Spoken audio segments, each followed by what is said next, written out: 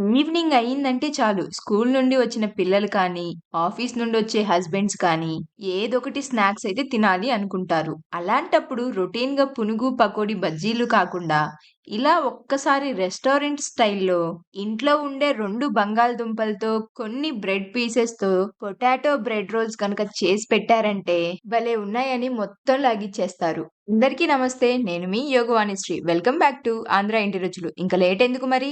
ఈ tasty evening snack కోసం ముందుగా మనమైతే బ్రెడ్‌నైతే తీసుకోవాలి. నేనైతే 5-6 బ్రెడ్ పీసెస్‌నైతే తీసుకుంటున్నాను.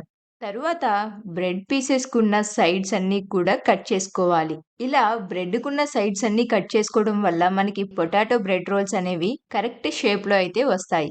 ఇలా కట్ చేసిన సైడ్స్ అన్నీ ఇంకేం చేస్తాం పడేయాలి కదా అని చెప్పేసి అనుకోకండి. ఎందుకంటే ఈ ఎక్స్‌ట్రాగా మిగిలిపోయిన సైడ్ పీసెస్ అన్నీ కూడా మన ఈవినింగ్ స్నాక్‌ని క్రంచీగా, క్రిస్పీగా అయితే రెడీ చేస్తాయి. అదెలా అంటే ఇలా కట్ చేసుకున్న ఎక్స్‌ట్రా పీసెస్ అన్నిటిని కూడా మంచిగా మిక్సీ జార్‌లోకి తీసుకొని మంచి ఫైన్ పౌడర్ లాగైతే గ్రైండ్ చేయండి.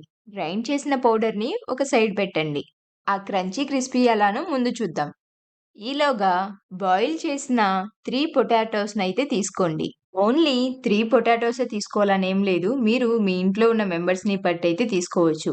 నేను ఇలా 3 తీసుకోవడం వల్ల నాకైతే 6 పొటాటో బ్రెడ్ రోల్స్ అయితే వచ్చాయి.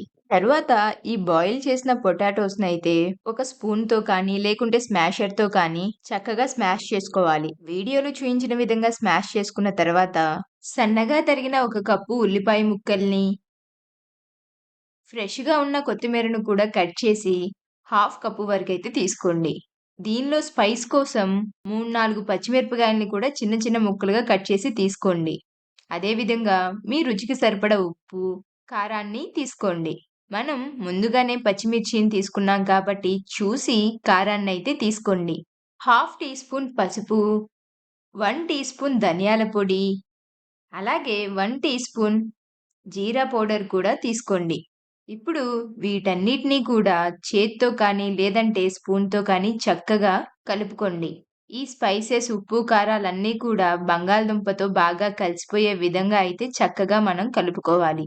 నేనైతే నా హ్యాండ్స్‌ని క్లీన్‌గా వాష్ చేసుకున్న తర్వాత హ్యాండ్‌తోనే చక్కగా కలుపుకుంటున్నాను. ఇలా హ్యాండ్స్‌తోనే కలపడం వల్ల స్టఫింగ్ అనేది పర్ఫెక్ట్‌గా వస్తుంది. ఈ విధంగా కలుపుకున్న తరువాత ఈ పొటాటో స్టఫింగ్‌నైతే కొంచెం కొంచెం తీసుకుంటూ ఇలా రౌండ్ ఎగ్ షేప్‌లోకైతే చేసుకుంటున్నాను. నేను 3 బాయిల్డ్ పొటాటోస్ తీసుకుంటే 6 పొటాటో రోల్స్ అయితే వచ్చాయి. దీన్ని బట్టి మీరు కూడా కాలిక్యులేట్ చేసుకొని తీసుకోండి.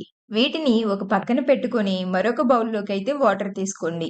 ఇప్పుడు ఒక్కొక్క బ్రెడ్ స్లైస్‌ని తీసుకుంటూ దాన్ని వాటర్‌లో డిప్ చేసి ఆ బ్రెడ్‌ని ఇలా హ్యాండ్‌తో ప్రెస్ చేస్తూ వాటర్ అన్నీ పోయే విధంగా అయితే చేయాలి. తరువాత దాని మధ్యలోకి ఈ పొటాటో స్టఫింగ్‌ని పెట్టి, ఆ పొటాటో స్టఫింగ్ అనేది బయటికి కనిపించకుండా, అలాగే బయటికి రాకుండా ఈ బ్రెడ్‌తో అయితే కవర్ చేయాలి. వీడియోలో చూసినట్లుగా అయితే చేసి ఒక పక్కన పెట్టండి. తరువాత మనం ముందుగానే గ్రైండ్ చేసి పక్కన పెట్టుకున్న బ్రెడ్ పౌడర్‌నైతే తీసుకోండి. దానిలో ఈ పొటాటో రోల్స్‌నైతే డిప్ చేయండి. ఈ విధంగా రోల్స్ మొత్తానికి కూడా ఈ బ్రెడ్ పొడిని చల్లడం వల్ల మనకి పొటాటో బ్రెడ్ రోల్స్ అనేవి క్రంచీగా, క్రిస్పీగా అయితే వస్తాయి.